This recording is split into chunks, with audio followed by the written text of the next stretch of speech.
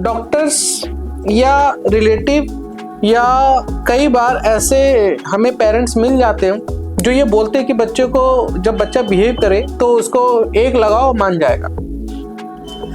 और हमारे ऑटिज्म बच्चों को तो समझ में नहीं आ रहा होता है कि आप मार भी क्यों रहे हो।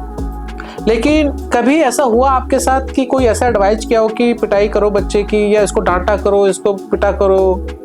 कभी ऐसा आपने फेस किया? कभी किसी पेरेंट्स ने, डॉक्टर ने या थेरेपिस्ट ने बोला हो?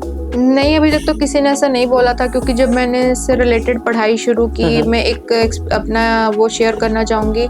एक दिन मेरा बेटा बहुत ज़्यादा, उस टाइम मैं बहुत ज़्यादा किसी चीज़ को लेके बहुत ज़्यादा परेशान थी।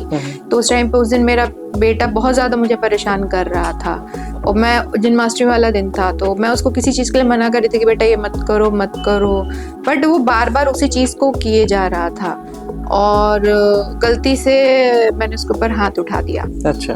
तो फिर बाद में जब वो रात में सोया है तब फिर मैं बहुत रोई हूँ, और ये एक्सपीरियंस मैंने अपने हस्बैंड से भी शेयर किया है कि आज किसी और चीज़ का गुस्सा था बट इस पे निकल गया। वो इसलिए निकल गया कि मैं, वो कुछ परेशान कर रहा था मुझे, तो मैं मना कर रही थी कि बेटा बैठ जाओ बेटा बैठ जाओ, बट वो बार बार ही वो कंटिन्यूसली वही वो चीज़ कर रहा था, मेरे को इरिटेट कर रहा था।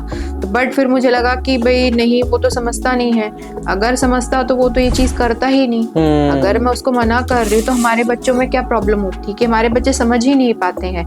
अगर समझ पाते तो हमें इतना टेंशन लेने की, डॉक्टर के पास जाने की, थेरेपीज कराने की जरूरत ही नहीं होती। तब जब मैंने उसको मार दिया तब मुझे बाद में रियलाइज हुआ कि मैंने ये क्या किया। मेरे बच्चे को तो उस चीज़ की समझ ही नहीं है, समझ तो मुझे है, तो मैंने इतनी बड़ी गलती कैसे कर दी। तो फिर मैं अपने आप को उस टाइम पे कोसने लगी कि मैंने उसको इतना पीट क्यों दिया, उसमें हाथ क्यों उठा दिया। पहली बार वो था कि जब मैंने उसको, और बच्चा उस टाइम एक्सप्रेस भी नहीं कर पाया कि वो पिटाई खा रहा है, हाँ, या हाँ, मुझे क्यों हर्ट कर रहे हो आप। हाँ।